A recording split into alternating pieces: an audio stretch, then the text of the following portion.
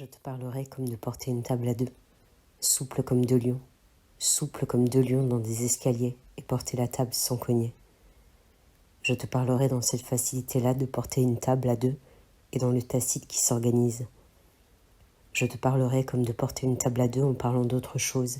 après seulement s'être rassuré qu'on porte bien ensemble, qu'on a bien décidé et compris qui prend quoi et par où,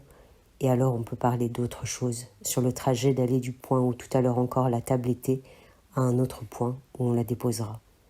Je te parlerai comme parlent deux hommes qui portent une table, dans cette conscience-là d'être deux hommes, table contre ventre, deux hommes debout que sépare seulement la longueur de la table, contraint en même temps à la séparation et à l'inévitable rapprochement, de devoir tenir l'un et l'autre un bout de la table, et alors d'agir avec table et corps de l'autre, comme ils agissent en tout temps avec leurs propres mains, de déplacer ses propres mains dans l'espace sans que jamais la distance d'avec ses propres mains ne change.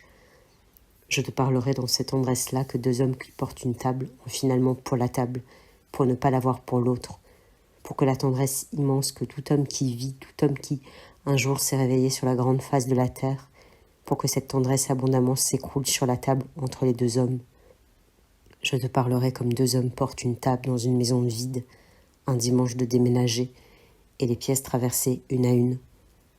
Je te parlerai comme deux hommes portent une table, et l'un et l'autre ont la semaine passée vu porter de la même façon